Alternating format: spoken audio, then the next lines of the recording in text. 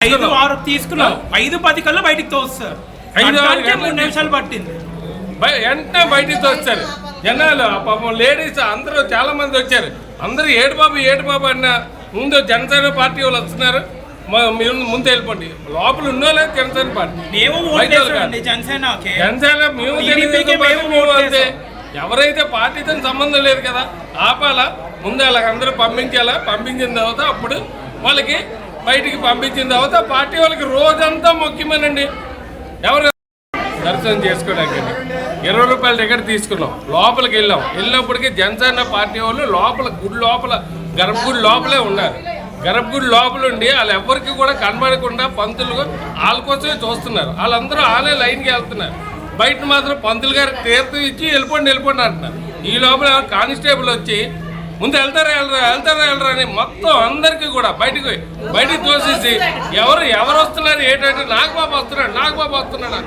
నాగబాబు వస్తే మాకేంటి, ఎవరు వస్తే ఏంటి, మాకు ఇక్కడ మొత్తం జనాలు దేవుడికి దర్శనం చేసుకోవడానికి వచ్చారు. దర్శనం చేసుకుని అన్నాడు. ముందు మీరు వెళ్తారా అండి.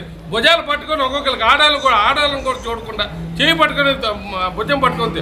లోపల సీసీ కెమెరా ఉంటుంది, చూడండి కావాలంటే. లోపలికి వెళ్ళిపోయి బయటికి తోసి ఆయన తలుపులు వేస్తారు అంతే.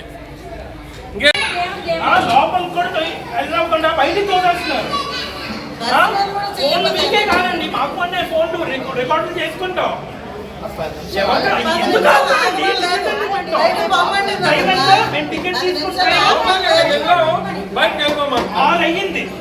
5-6 లోపలికి వచ్చినప్పటికి 5-11 5-15 కల్లా బయటికి తోస్తారు. 2 నిమిషాలు కూడా ఉండేవారండి. దేవుడు అందరి గురించి రాలేదు. ప్రశాంతంగా దండం పెట్టుకుందా వచ్చాం. నాగబాబు అయితే నాగబాబుతో మాట్లాడతామండి. 5 నిమిషాలు ఎందుకండి? మేమెందుకు ఆగాలండి చెప్పండి.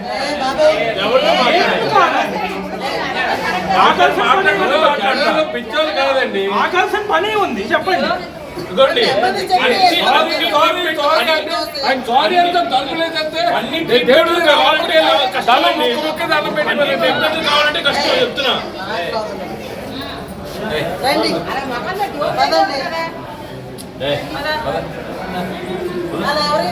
ఒకరేమో యూకే నుంచి వచ్చారు, ఒకరేమో ఎక్కడెక్కడి నుంచి వస్తున్నారు.